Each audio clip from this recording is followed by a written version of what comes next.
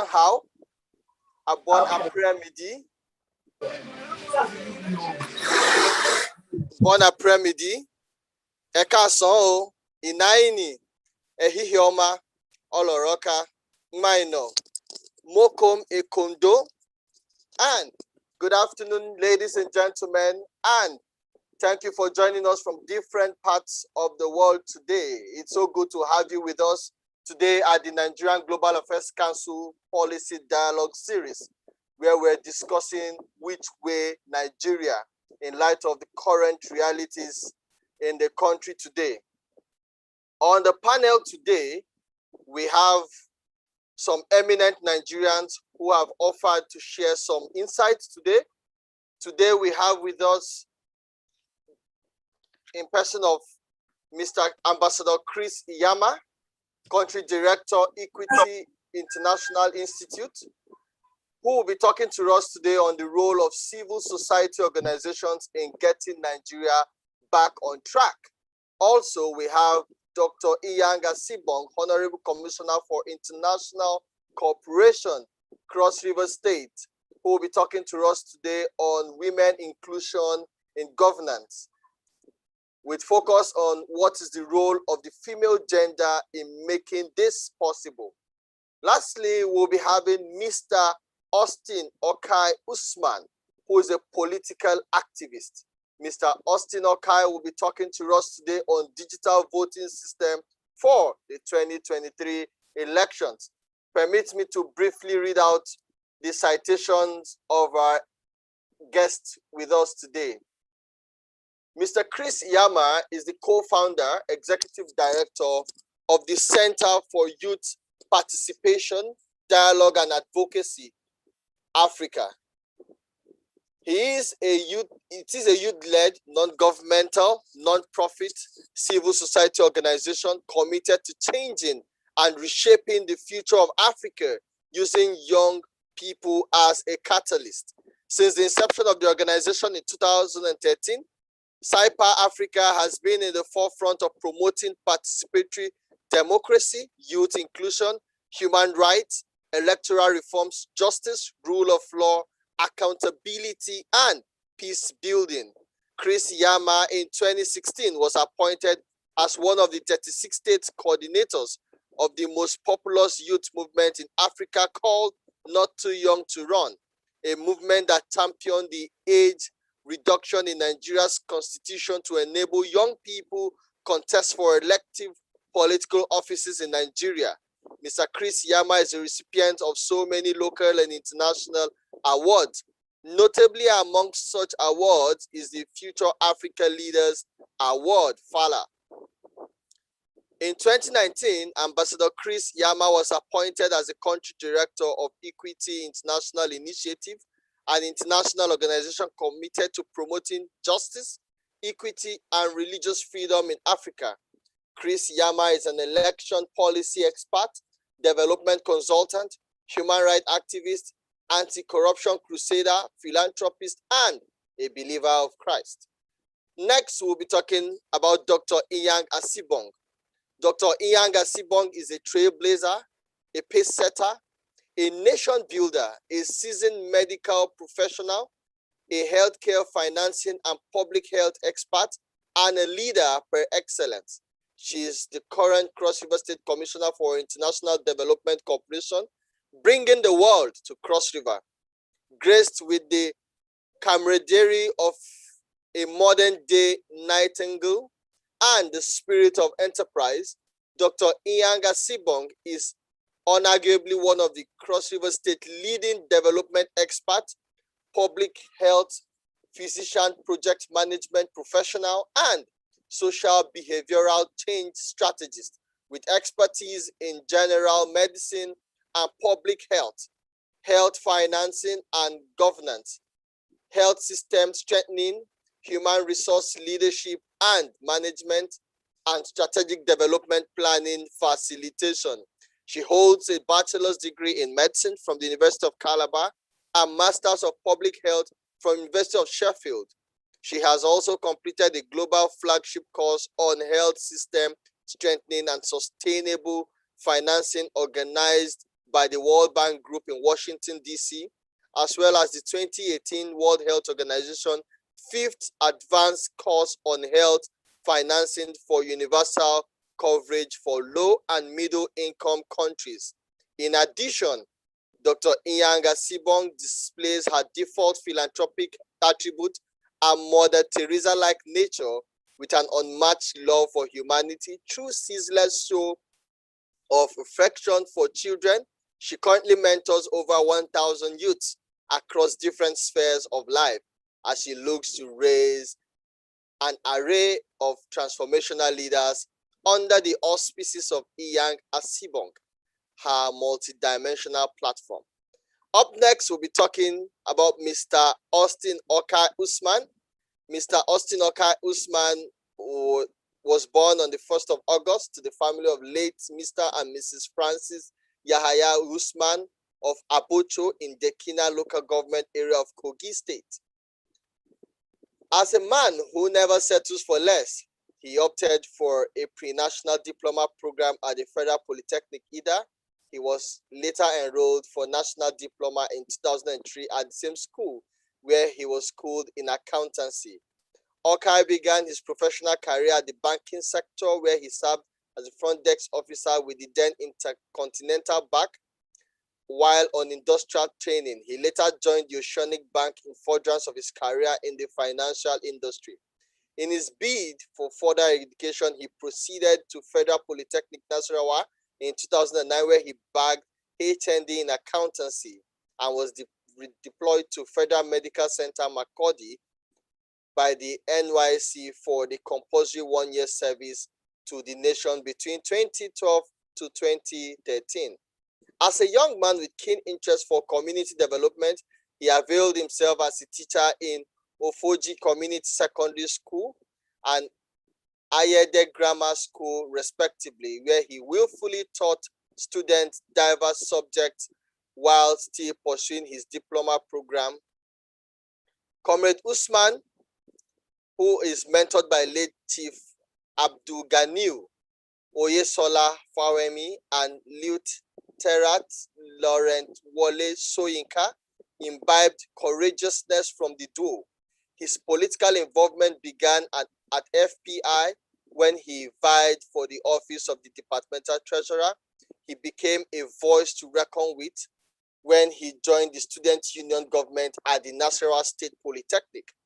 Okai was ushered into mainstream politics when Honorable Haliu Abdul brought him on board to see Captain Idris Wada through and against late Prince Audu Abubakar in 2015 Kogi State governorship election.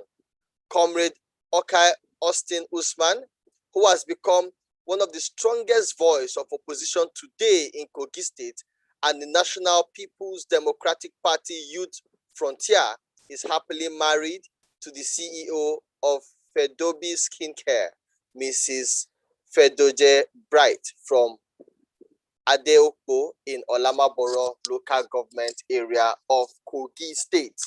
Thank you so much, everyone, once again for joining us today on this series.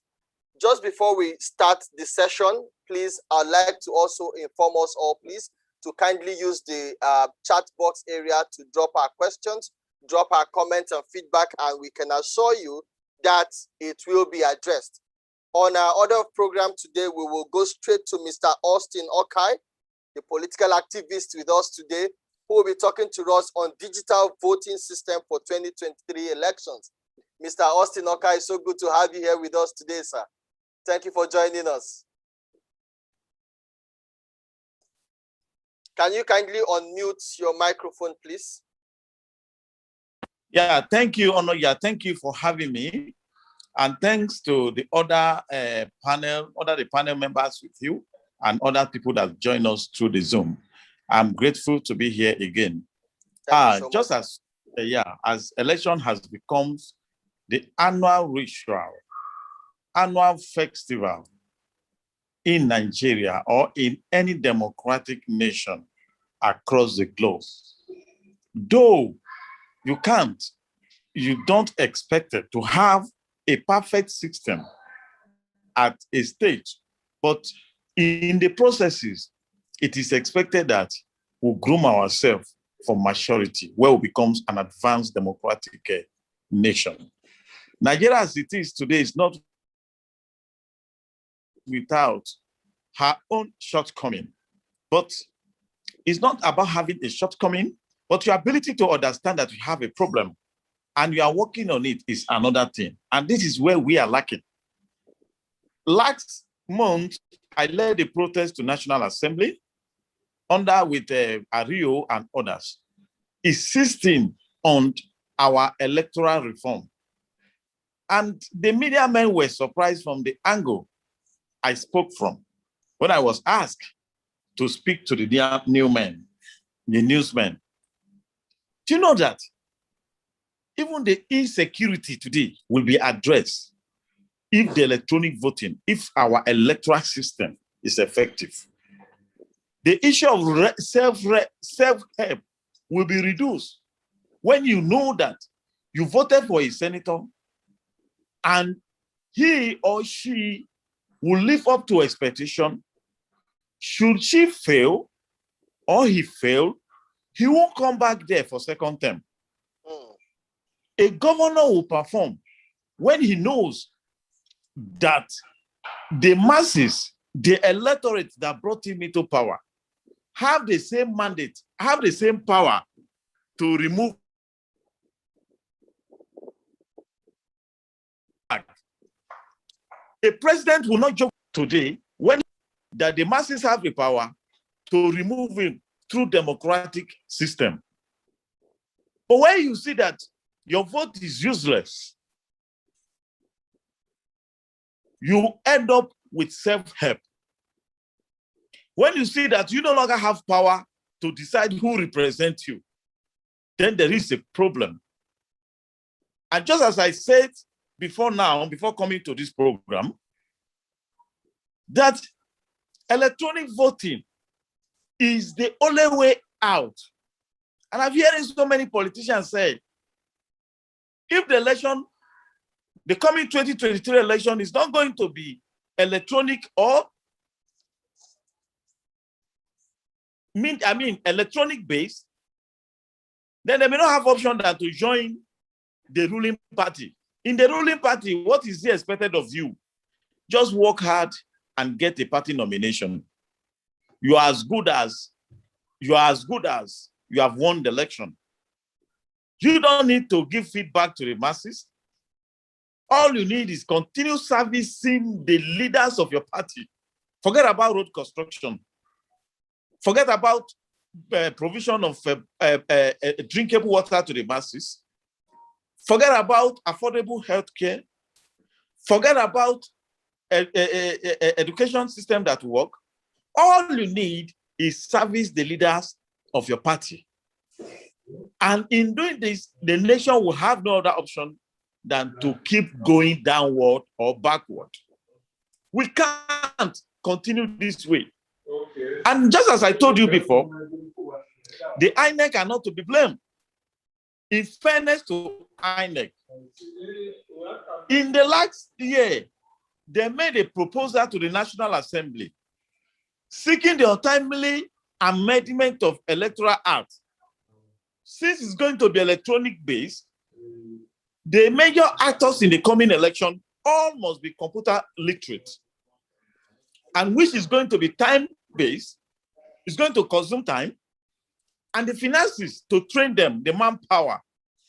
And there are villages when this network we are using is going to be electronic voting are not there. How do we manage those people? How do we manage those places? These were some of the complaints that INEC raised before the National Assembly. We have had several meetings with them. They under the leadership of Senator Gaya, but unfortunately, they are playing politics with it. As it stands now, unless Nigerians are aware that they have power to decide who should be their leader, the ongoing agitation for self-secession, as it is in people demanding for Biafra, some are demanding for Oduduwa Nation. Yesterday, the people of Akwa Ibom stormed the United Nations seeking Akwa Ibom Republic, the Middle Belt Federations, and go on. the Nigeria as a federal republic, staying together in one unity as a federal republic of Nigeria is at risk until people have power to decide who should be their own leader. Hence, electronic voting is not an issue of it will help. It is now compulsory. And the whole world is going digital. You can see that over the last 2 months, several INEC offices in some state of the Southeast were burned by arsonists or non-gunmen, as is common known. You can't tell me the files missed, some file burnt, some important equipment got lost. You can see now that if we say we should conduct an election in that place today, there will be some problem. It's now very important for us. And thank God somebody is going to speak on the civil society. They need to do more because the politician sees that the pressure from the masses is weak and they don't have any option than to sit and watch, since the current electoral system is to their own advantage. The energy of demanding for Buhari must go, the energy of calling for secession, the energy of demanding for independent federation, let us put it together and put our political class, the National Assembly in particular, to sit up and ensure the timely presentations of a new electoral act before the Senate, before the president for accept. And should we fail it, I don't know what may likely happen in 2023. Should the election do not go the way of masses, there may be more insecurity and there may be more tension and demand for secession and agitation for various breakup of a country, which is not to the advantage of our founding father. So how do we do? It is now compulsory for each and every one of us, Nigerians of men of good conscience, to wake up and knock their senators. Each of us have a Senate representing us. Let us remind them that electoral reform, the new electoral act, which will give birth to electronic voting, is necessary. Anybody, now I am in Abuja, I am speaking with you on Zoom. I can cast my vote and it is more safer. Despite the cybersecurity case, it is more safer, it's safe cost, and it's to advantage and it's more transparent for us to go into electronic voting. Thank you very much. Thank you very, very much, sir. That was really, really detailed and all of that. So before I go on with the question segment, which is just for 5 minutes, please, I'd ask everyone joining on this conversation who have questions for Mr. Austin or Mr. Usman Okai Austin to please drop the questions in the comment section, and then we'd make sure that it is addressed. So, Mr. Usman, quickly, we have some few questions drawn in from a couple of our social media platforms where a couple of persons asked some questions and would like you to kindly shed more light on them. Now, considering previous elections in Nigeria, do you think INEC is even willing to conduct credible elections in Nigeria? That is one. Secondly, technology-wise, do you think we are there yet? Considering the fact that people have to be trained in order to operate these things, I'm talking about at the back end. I'm talking about people being able to cast their votes also. We know a lot of people use handsets amongst a host of others, but don't you think it would be a different method entirely in terms of voting? Because, for instance, people go to the ballot, go to cast their vote, for instance. All they need to look out for might just be check the paper. Look out for, maybe if your party is APC, look out for broom. If it is PDP, you look out for umbrella. If it is house, you look out for the house logo. If it is fish, you look out for it on the paper, and then you just thumbprint there. Don't you think, do you think we are there yet on that note? Then finally, I want to ask also, now in light of elections, I'm talking about, for instance, lastly, I'm talking about now for the US elections that brought in Donald Trump. I'm talking about cybersecurity now into power, where Russia was fingered to have interfered. Also, I saw a video recently of an interview with the DG of NASRA, Dr. Halilu Shaba, claiming our satellite is functioning under grace. It was a live interview, a live broadcast, and I saw that. And then card reader malfunctioning and all of that. it still feeds into the technology aspect. Do you think we are there yet, sir? Yes, when we talk of, I'm not talking of a perfect system, but step by step. As I'm talking to you now, you can't cast your vote in any part of this country without a card reader, except if they give you incident form, which is few, where card reader fail. And as I'm talking to you, accreditations across 36 states of the Federation, 774 local government are all done online. I mean, through PVC. Today, as I'm talking to you, the law do not know PVC. The card reader is not known to law. These are part of, these are part of electronic voting we are talking about. In the last Kogi state election, we approached Supreme Court, the Court of Competent Jurisdiction, with enough evidence of overvoting. But at the end, the card reader is not known. Nigerian law is ignorant to card reader. But we are spending billions of money maintaining card reader, which is not known. So we are not talking of perfect election. But let us start somewhere. Let even card be known. In a do election, you see that each of the polling unit result were immediately sent into INEC website, and it was circulated everywhere. These are processes. And that election that was sent into INEC cyber, you can't present it as an evidence in the tribunal because the law currently do not know anything electronic, do not know anything online. That is the situation of the country. So since INEC has taken a step ahead of us, I can tell you that INEC is ready to conduct free and fair election. It is a system that is affecting the whole things. INEC is ready. If you and I are ready, if the citizens are ready, if the professors, especially those people from the university who are coming to be return officers, you can see a learned man, a professors. So it's not INEC as we say the INEC as if the Professor Mahmoud alone. No. Are Nigerians ready? Yes. If we are ready, then INEC should be ready. And I can tell you what they did in Edo State. INEC has gone ahead. In last year, not this year, last year, INEC sent a bill to the National Assembly requesting the immediate electoral amendment so that they can commence training. When you talk of technology that we are not there, INEC is ready. They requested that it's time for them to commence training of their staff. But as the Senate, as the National Assembly done anything to that effect? No.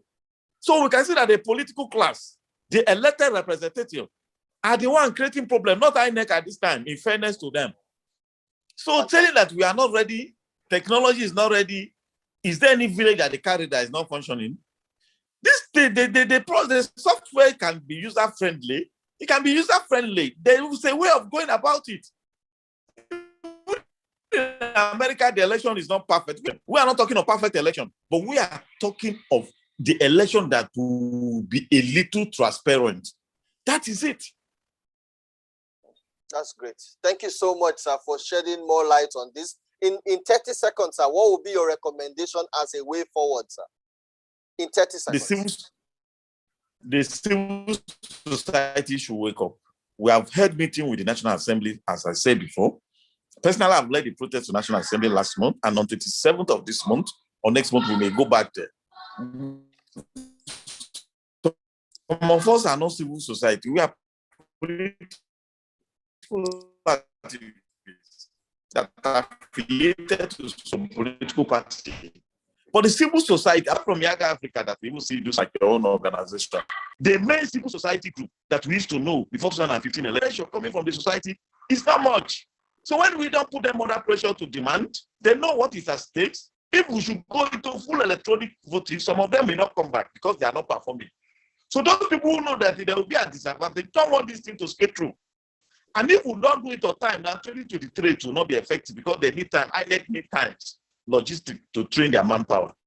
Thank you so much for this humble that the society should stand up. Thank you very much. Thank you so much, Mr. Austin Okai, for joining us today on this policy dialogue series. Honestly, you've done justice to all of these questions, and I'm very certain that everyone joining on this conversation has learned a few things to take home with today. Thank you so much, sir. Up next, we'll be having, thank you so much, sir. Up next, we'll be having Dr. Eyang Asibong. Dr. Eyang Asibong is the Honorable Commissioner for International Cooperation, Cross River State. Dr. Eyang will be talking to us today on women inclusion in governance, with major focus on what is the role of the female gender in making this possible. Honorable Commissioner, ma, thank you so much for joining us today, ma. Kindly unmute, ma.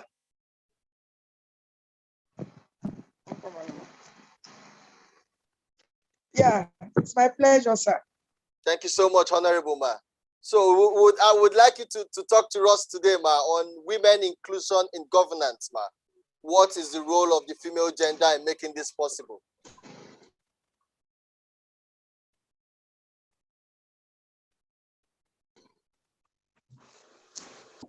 Basically, the involvement of men and women in secular politics and decision-making varies between countries. We know the problem we have in Nigeria, we know the problem in other countries, but generally it favors the male gender. Everybody agrees to that. So this is the culture that we came and we all met. It's institutionalized. Culture, economic, social factors, all limit the opportunities of women. And most times men are underrepresented, not only the political sphere, but decision making. Except in very few countries, like in Norway, where you see women actually dominating the political space.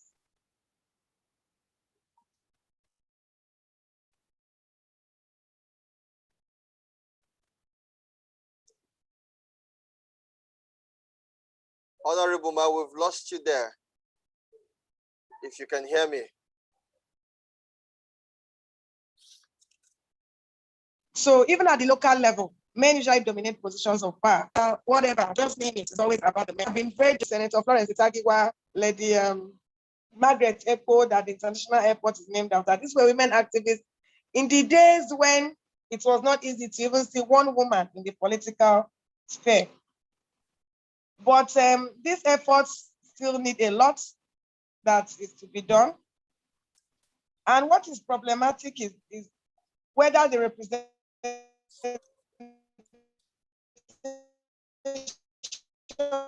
of women's organizations is descriptive or substantive. Every women organization should be represented even in the decision-making process. So countries like Rwanda, still here in Africa, Cuba, Bolivia, and UAE rank among governments globally. So it's not only about religion, because if you look at it, I think it's more of a cultural thing. So now down to challenges affecting women participation in politics. So many. We have patriarchy. We live in a male-dominated society that by default, women are relegated to mere housewives and non-partisans. Remember the word housewife, there's no house husband. So this is actually a norm. We have stigmatization. It's common knowledge that people view politics in Nigeria as a dirty game. So whenever a woman goes into politics, they feel that now you're come to do dirty deals or dirty things, or you're promiscuous, or things like that, or it's not decent for a woman to go into politics.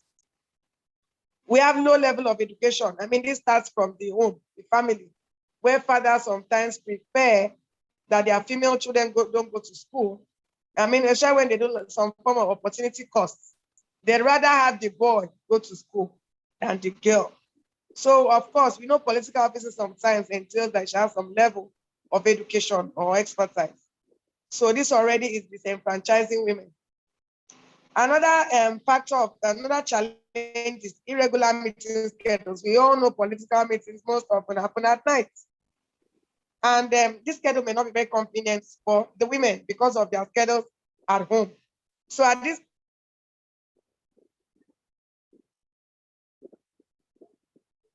point, they need really supportive husbands and financing. In Nigeria, a strong financial muscle usually determines how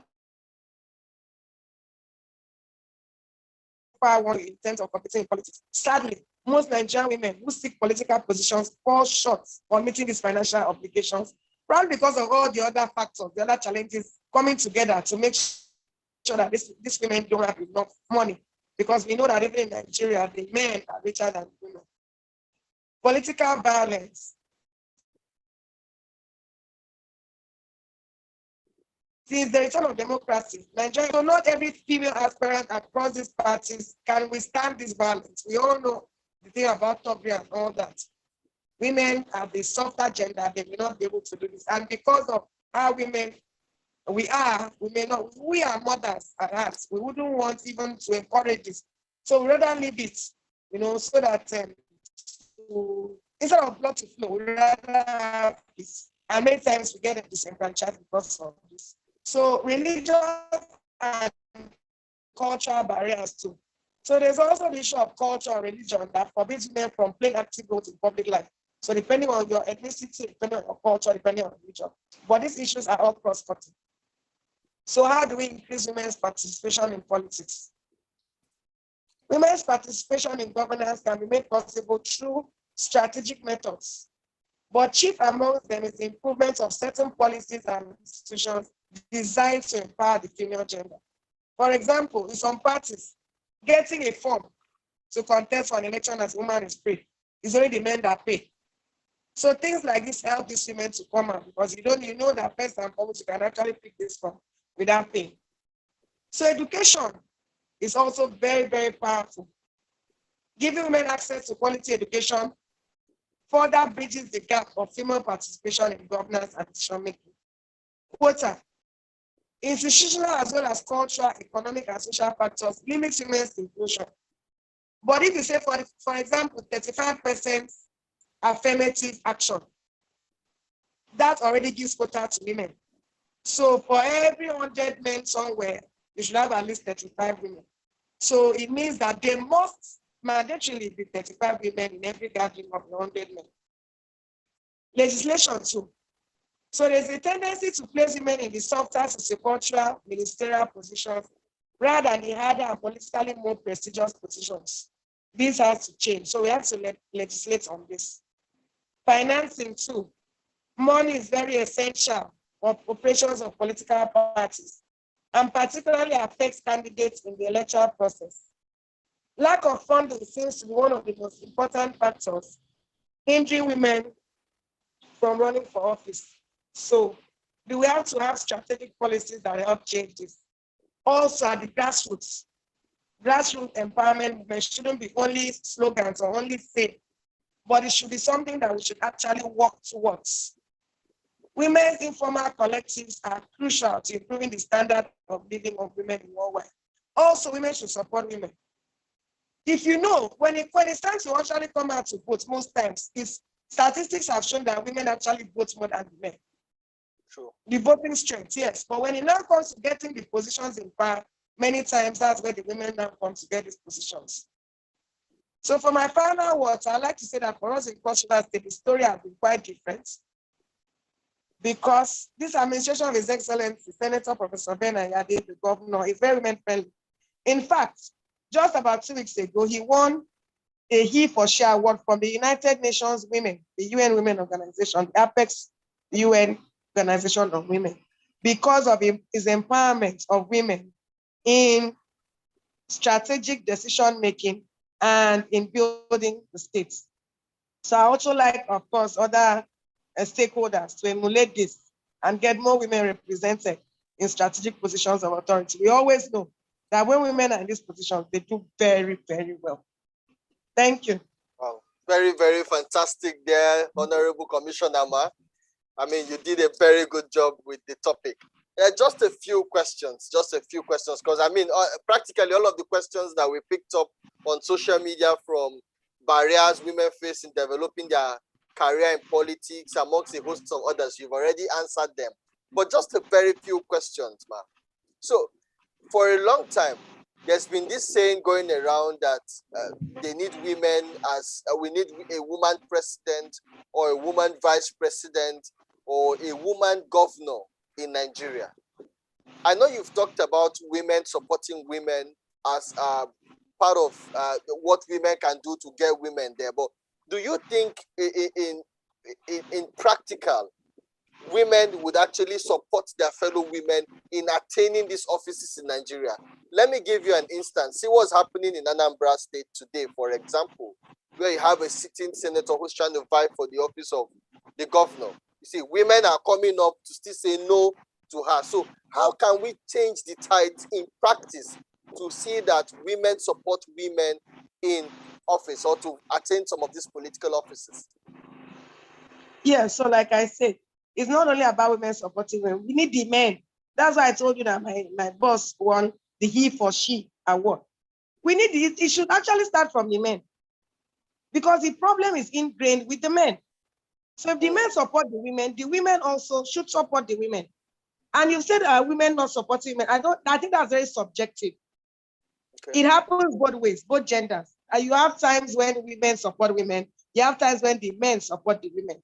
So I think it should be a general turnaround, a general re-strategy or re-strategization, where you have a new thinking to understand that women actually can do what they set out to do. And of course, you know the age-old adage, what a man can do, a woman can do better. Fantastic. I believe, Honorable Ma, with your kind, I see a lot of what you do in Cross River State. Reading your citation, we got to know you're currently mentoring over 1,000 youths in Cross River State. Does that feed into what His Excellency is doing as one of the largest appointees in Africa as part of your own quota and also developing the youths in the state? Definitely. His Excellency has at least, at the last count, about 38,000 appointees. You know, that's no mean feat. So what can we do? Because we are learning. He's also our mentor. And we are trying to do our best to also make sure that we mentor the younger people. We are now looking towards the next generation. We are looking towards 2023 is coming country. This time is to mentor the young people so that they'll also be able to have the wherewithal or the things I've mentioned here to come out and also vie for political offices. You mentioned about the not too young to rule. So the people in government that are doing well and also trying to groom them to come up and also get positions of authority. Wow. This is so fantastic, man. Thank you so much for shedding quite a lot of insight on these questions and topics. It's been very detailed coming from your end. Thank you so much for joining us today. I'm very positive that His Excellency needs a lot of accolades in what he's doing. Away from that, you're also doing very, very well. So I know, judging from that, it would also, how do I put it, set a very good precedent for other women coming after you to also eschew some of these good qualities you're currently showing at the moment, man. Thank you so much for joining us on this policy dialogue series today, man. So good to have you join us. Thank you. Thank you so much, man. The pleasure was all mine. Yes, please. Thank you so much, man, for joining us. Okay, lastly on this, we have with us Ambassador Chris Iyama. Ambassador Chris Iyama is the country director for Equity International Initiative, and he will be talking to us today on the role of civil societies organization in getting Nigeria back on track. And I'm very certain he was part of the previous conversation where Mr. Austin Okai-Usman made some very specific appeal to the civil society organizations in Nigeria. So, Mr. Chris, are you with us, sir? Ambassador Chris. Yes. Thank you so much for joining us today, sir. I know your schedule has been really tight today. We spoke a couple of times today. Thank you for joining us, sir. Thank you. Thank you for having me. I must really commend the NIGAC for having this conversation. It is quite timely. And I've been following up with all your conversations over the past months. I must say that you guys are really doing a great job, and we're all partners for progress. I do wish that this strength and energy for this public policy engagement continues, because ahead of the 2023 general elections and ahead of future engagement in this country, we need it. We actually need. So I must once again thank you guys for the wonderful job you guys have been doing over the years. Thank you. Thank you so much, Ambassador, sir. Thank you. And, you know, really, we cannot overemphasize the roles of civil society organization in this country. When the first speaker was speaking, he made mention of the fact that civil society organizations must have to do more. Let me remind all of us that the current, the previous Electoral Act amendment and the one that is currently before the National Assembly again are all engagement of civil society organizations, are all recommendations of civil society organizations. So in fairness, you cannot be having all these kind of policy reforms without the engagement of civil society organizations. We have been known to be in the forefront of this policy drive, this policy reforms over the years. And let me tell us, kudos. Yes, kudos must be given to civil society organizations like YAGA Africa, Connected Development, Center for Democracy, Center for Democracy and Development, CDD West Africa, yes. the OSIWA, Cyber Africa, my own organization, Equity International. Several civil society organizations have been coming to the table to ensure that we consistently hold these policy makers accountable. Let me tell us, because I've been opportune to feature in election in election observation since 2003, 2007, 2011, 2015, and 2019.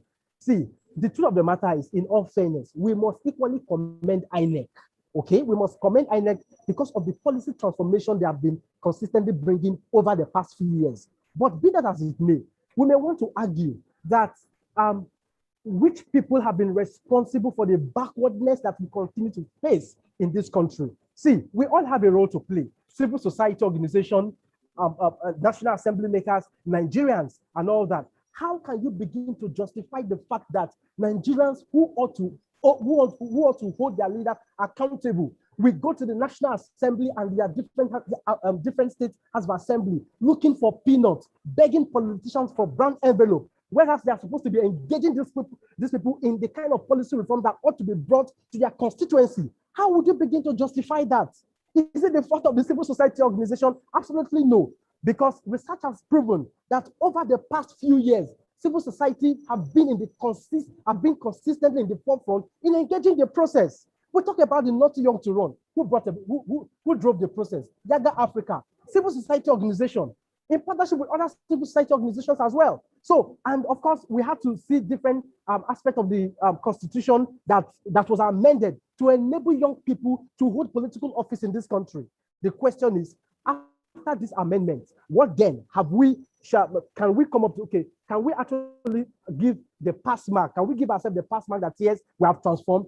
Yes, because whether you like it or not, even if it is 10%, 15%, 20% change, we have actually witnessed change in that policy aspect. And kudos must be given. Now, I did say earlier that when you go to several places where people are supposed to be engaging their representatives, they do not engage them.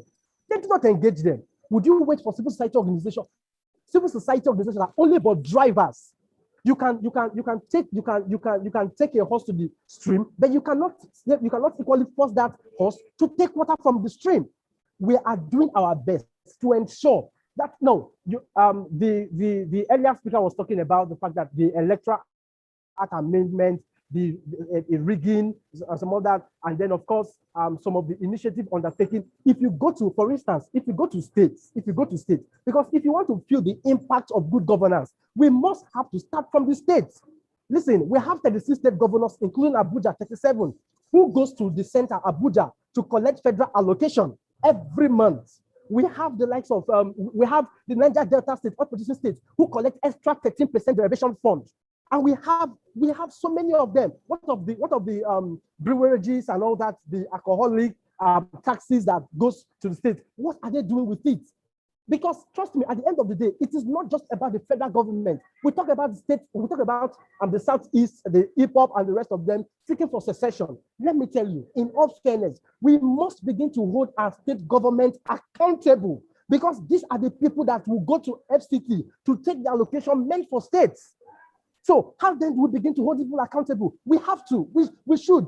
Young Nigerians, civil society organizations, and other interest parties, political parties, we should be able to hold these people accountable. Listen, for instance, good governance, like I said, will have to start from the state down to local government.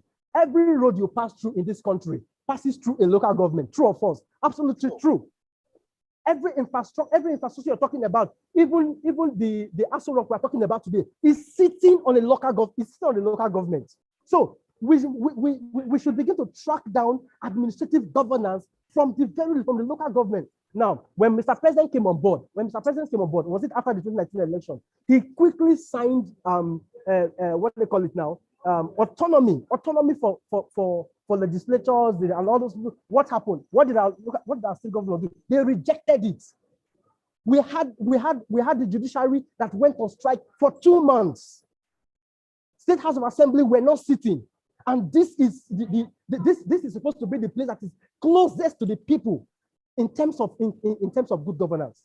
So you see, if these sectors were closed and we mobilized Nigerians, because we did say we were on TV, we were mobilizing Nigerians to take action. Unfortunately, you see, because some persons will continue to argue that we have poverty in Nigeria. Poverty should never be used as an excuse in terms of demanding or not to demand for good governance. Because trust me, we are building a future that our children yet unborn will be proud of. At the end of the day, if our children come to experience this kind of thing we are experiencing today, it will not be a good thing for our country. It will not be a good thing. It will not be a good thing for citizens of this country. So, like I said, we must hold our state representative. We must hold them accountable. They should begin to account for every kobo. I can tell you, state, I come from Delta State. Today, if you go to Delta State, you will not find dividends of democracy. And this is the state that produces oil. They collect 13% derivation. They collect allocation more than 19 states put together. So at the end of the day, would they be the fault of the federal? Yes. In terms of the kind of structure that should hold federal government accountable, that should be security. And which I will agree with you that the federal government have not been able to live up to expectation in terms of driving a very good policy change in terms of our security atmosphere in this country. And that is where we begin to ask for state policing. And the state government that are requesting for state policing, I think it should be granted. The only thing that we have to begin to fear is whether they are going to use it to their advantage or not. Then lastly, over the last few years, we've been clamoring for youth engagement in the democratic and governance system. I would always argue, how can you begin to shave a man's hair in his absence? Absolutely no. You cannot shave a man's hair in his absence. There are several policies that are designed to govern young people that are done without the active participation of young people in the system. So the truth is, we'll not have to ask, these policies that are designed, who are they meant to govern?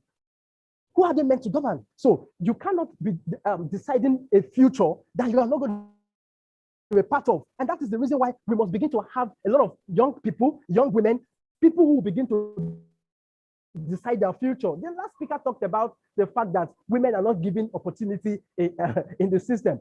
In 2007 or 2011, we had the likes of one Mrs. Sarah, who contested to be president of this country. And when she got to Sarah, yes, Chief Mrs. Sarah, so yes. I've forgotten her son name. Yes, Sarah. Yes. She stood to contest election in this country. From the political party primaries, nobody voted for her. She was the only person that voted for herself. But sorry, Ambassador, are you sure she's the only one that voted for herself? Because she only got one vote. She got one vote. I want to assume that the vote came from her because there was no way she would have voted for somebody if not herself. I want to assume that.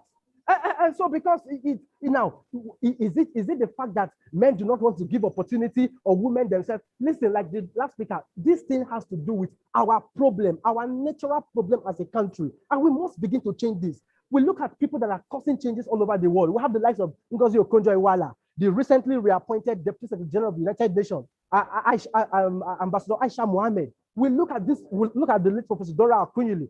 This has to tell you that when we give women opportunity to be in decision-making table, to lead the situation of this country, they will actually do well. But again, they must be seen as encouraging themselves to be part of the system. Okay. Now, lastly, in terms of the kind of policy change that ought to affect this country ahead of the 2023 general election, as civil society organization, yes, we need to start mobilizing Nigerians. We need to start mobilizing Nigerians to get their permanent voters card, to register, because trust me, the reason, if you want to look at the way a country is progressing, look at the voters of those countries, the voting population of those countries. You will now see whether the country is making progress or not. We don't want to get Nigerians to vote at the end of the day. Supreme Court is deciding, the Supreme Court is deciding on votes that they cannot even account for. Unlike what we are seeing in Imo State, where somebody who scored fourth position is now meant to be a governor in the state. We can see the situation in Imo State currently. And so agitations and counter-agitations will be addressed. And the only way it can be addressed is if we have credible elections backed up by security agencies in such a way that they will ensure that the elections will be free, fair, and credible. Because there is no way INEC will conduct election in an atmosphere that is not conducive enough to conduct election. At the end of the day, because sometimes we keep blaming INEC. I love what the first speaker said. We can't just continue to blame INEC. We have a responsibility to play. We must encourage security agencies to live up to the expectation, because after all, they're being paid with taxpayers' money. So if at the end of the day, INEC offices have been burnt in different local governments across the states, and this is certainly is going to affect the future of the 2023 general elections and future elections, because I'm wondering when INEC will start reconstructing these offices. They have a lot of data, of course, hard copy data that they would need. At the end of the day, we are spending more to maintain INEC instead of seeing how we can mobilize ourselves for credible elections. So I can tell you, my brother, in rounding up, that we are all stakeholders in building this country, and we should not be seen in destroying this country. Civil society organizations are, I just listed organizations for you and so many more across the system of the Federation, including Abuja, that are doing amazing well. Do you understand? In terms of ensuring that we have good governance in the system, I want to encourage us that Nigerians must hold their leaders accountable. We must demand for inclusion. We must demand for accountability. We must demand for inclusiveness. We must demand for all those things, and not just to demand. At the end of the day, we have to go to belong to the system. How many Nigerians are part of political party? You cannot be shouting for good governance, whereas you are not a registered member of a political party, because that is where major decisions are taken. At the end of the day, you find out that when all these meetings that they normally hold, late night meeting, 2 a.m., 3 a.m., I told someone one day, if it demands that we have to be part of those meetings, we should be part of those meetings, because those odd hours are the time that they make some of these cruel decisions that are affecting this country. We can no longer be sitting down, folding our hands to do nothing. We must have to stand up and demand for some of these things, not just to demand, but to see ourselves as a major stakeholders in this country. As until then, I fear if things will ever work. But I believe, I'm a firm believer in this one Nigeria, in a country that is prosperous, in a country where we have inclusiveness, rule of law must thrive. I'm an advocate of this country, and I believe if we all put our hands together, we are going to get Nigeria back on track. Thank you so much, Ambassador Chris. I mean, that was so out of the world in terms of your analysis and the insights provided on this topic. Just a few questions. These questions are drawn specifically from everything you have talked about. There are 6 in numbers, and I would highlight them as shortly. Administrative reform, and you talked about local government. Don't you think the local governments in Nigeria are dead? Let me explain why. First, there's the third tier of governance, but today it is non-existent, because this local government and the state operate same account, where the governor invites the local government chairman to the capital or wherever it is. He signs a certain amount, claiming he has collected the entire budget for the local government and gets peanuts, returns back to the local government and maybe only pays salaries and maybe the rest for his personal use. How do you think the local government can be effective if we do not ask for that autonomy of the local government system in Nigeria, which is almost dead? I don't want to say dead, almost dead. That is one. Okay. That is one. Secondly, you talked about poverty in Nigeria. I bet you with the poverty ratio from Nigerian Bureau of Statistics, amongst other postulations in Nigeria, you would agree with me that the poverty ratio in Nigeria is all-time high. Now, previous elections, you've had instances where people collect 1 cup of rice, 2 cups of rice, Maggi, onion, and they vote candidates that they are not supposed to, because they know that is only the only time they get dividends of democracy in quotes. So they collect this and wait till the next 4 years. What exactly can be done to change this narrative, considering the fact that we have more people living below average in the society today? That is two. Thirdly, on accountability of elective officers. Now, 90% of our elective officers, once they are sworn in, for instance, Senate, House of Reps, all of them relocate to Abuja. You only see them at weddings, at burials, or one way or the other. I mean, you try reaching some of these people on the phone, it doesn't go through. Now, these are the people we're supposed to hold accountable. And then because of the poverty ratio in the country, the next elections, they amass a lot of wealth with constituency projects that they would not embark upon, and then come and share peanuts again on poverty.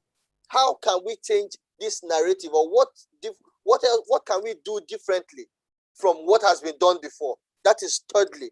Fourthly, security-wise, you would agree with me that a lot of INEC offices have been burnt along South and Southeast, amongst other places. Looking at the way, I don't want to say ISIS or Boko Haram or headsmen or bandits. I don't even know which is which anymore. And it's just like they are just different in terms of location. With what is going on in the country, how certain are we that no matter what is done, even if we say we want to do card reader or want to do biometric voting or whatnot, how certain are we that with the security situation in the country today, we can even get credible elections in the next elections can be conducted in 2023. That's on security. Fifthly, state police. This is a third world country where the winner of elections seem to have it all, and then you will enough power. So this state police is in two fronts. One, as chief security officers of every state, state governors cannot command the military or paramilitary into action where need be. We've had instances where governors come on air to say, oh, there was issues so and so place. We called the commanding officer, we called this, and they had to tell us to call Abuja first or call the presidency or whatnot. I want the state police to work, because that's the only way you can have more control over security issues in the state. But I fear, how can we talk about their transparency in handling issues? Because a state governor can decide almost anything for the state police. He pays them, he employed them, and everything. See what's happening in Kaduna State with the mass retrenchment and everything going on every day and night. How sure are we that the moment the state police officer or commander comes on board and he doesn't do the bidding of the governor, whoever is in charge, he doesn't get kicked out? So this is me talking about the fairness of state police. Now, lastly, youth involvement in politics. Now, you're a young man, sir. I'm a young man. Averagely, to buy a party form is about 6 million, 7 million, 10 million. That is just to get the party form exactly, to run for primaries alone. I've not talked about printing posters, no flyer, no media, nothing. So just for the primaries, you're going to spend nothing less than 10 million naira. It is a welcome idea that there was this not too young to run bill, where at 25 years old, I can run for an elective office in my country. That is fine. Away from having this bill passed, how can we see that some of this extra budgeting or extra, for lack of a better word, how can we cut down on some of these things to see how we can accommodate more young people into political offices? Because you'll find out that those who work legitimately or who do businesses legitimately might not have these resources at their disposal to run for office. And those who have it are either sponsored by their godfathers or get it illegally to run for these offices. How can we correct some of those ills and anomalies in the society today? So these are the questions, sir. Thank you very much. Thank you so much for those beautiful questions. I'll try as much as possible to give answers to some of those questions. And the ones I cannot answer, you just go and ask Google yourself. That's on the No, not a problem. Not a problem. So Yeah. So, so I will start with the last one. You see, I will start with the last one. You see, are we ready to shut down the political party offices in this country so that we can sit on the table to negotiate our interests? Because I cannot just imagine that just expression of interest form will cost about 6 million, 12 million, down to 45 million just because we want to contest election in this country. It is a deliberate attempt to ensure that young people do not get involved in the system. And I fear, my worry. My worry is that at the end of the day, we still have some young people as well. Like you said, in the number 3 issues you raised, poverty. We say, okay, yes, anything the political party chairman does or the leader of the party does, he or she would always be right. Why? Because of poverty mentality. I asked a question. Are we ready to shut down the political party offices in this country because we want to effect a change? How many Nigerians will be ready to do that? Because it is unheard of. Nigerian democratic system is apparently the most expensive in the world. The very most expensive in the world. The American system that we are copying from is not as expensive as Nigerian political system. At the end of the day, the political party, and do you know how much it costs to win even a councillorship election in this country?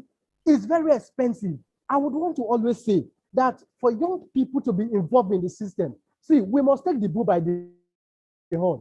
Forget of all this grammar that we are speaking here. We must go back to the word because in the primaries that was conducted recently, it was between 500,000 to $1 million for councillor for the interest. See, that is to tell you, because at the end of the day, it is the winner takes all and the loser takes nothing.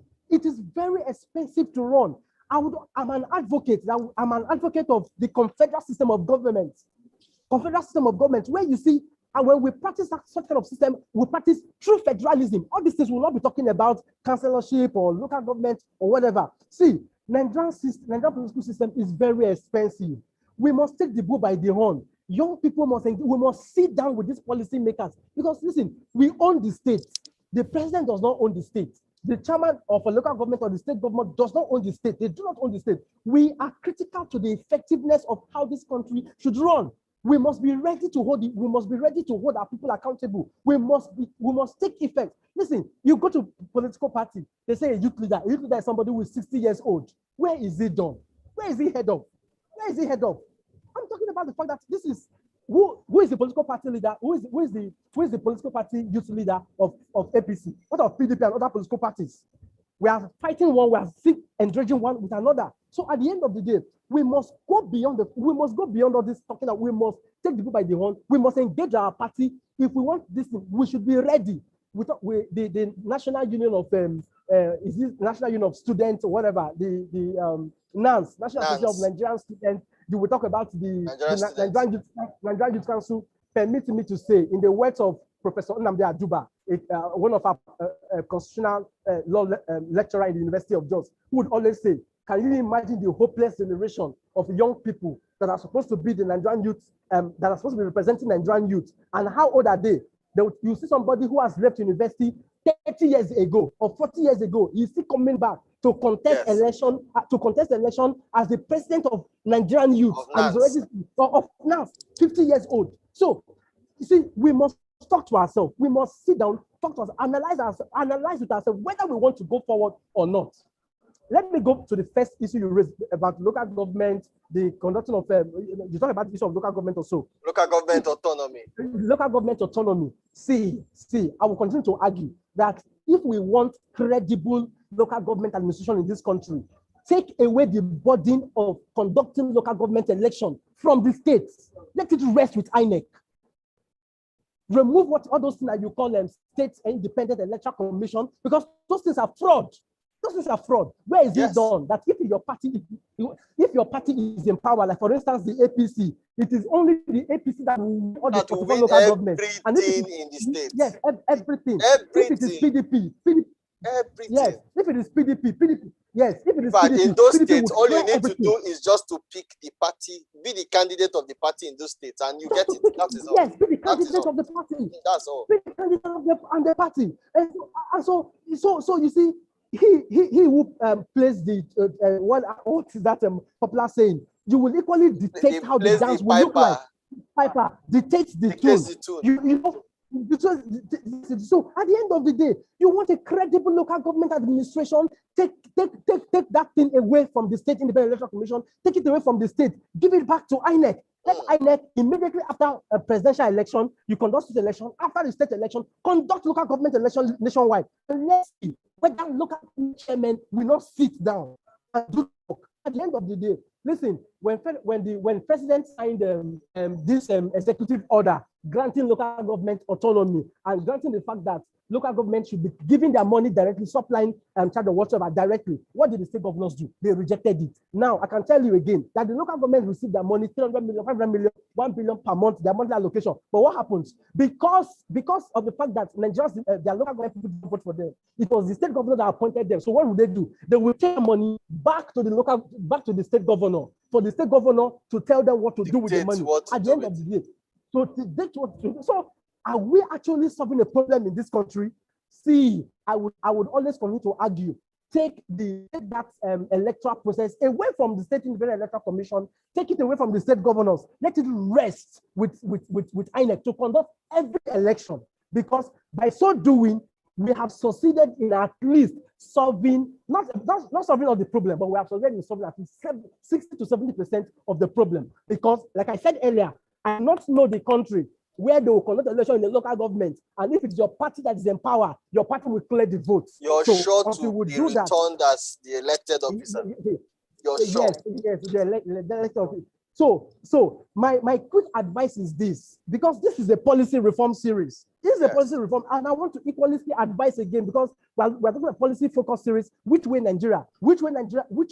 on this issue is that take it away from state and let it rest with INEC. Let INEC conduct all the local government elections in such a way that at the end of the day, you find out that there will be credibility and accountability.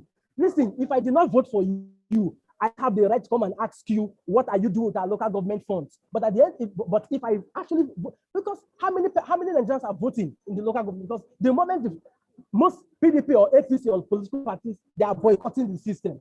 You understand? They are boycotting the election, because if they are not in power, they will not present a candidate. Even if they present a candidate, there's no point to contest the election. The security issues, we talk about the state police and all that. I still want to say, you see, in Nigeria, in all fairness, according to our constitution, let us get this fact. Our constitution is designed in such a way, our constitution is designed to fail. Our constitution is not a people's constitution. Because if you have a people's constitution, just like you have in America, where the states and the counties are responsible for their own states, are responsible for their own policing mechanism, you will find out that hardly with anything, the governor of Texas will not be waiting for the president to come and profile security issues, whereas his state is burning. He's waiting for IG. Okay, maybe the governor is waiting for IG. The commissioner is waiting for IG to give him directive to act. Whereas, according to the constitution, you said that he's the chief executive officer of his state. Chief security officer. Yes, you said he's the chief security. You said he's the chief security officer of the state. Whereas he does not have the security wherewithal to handle issues when it comes to security. So why are we deceiving ourselves? At the end of the day, we are making no progress. So the quick suggestion would be this.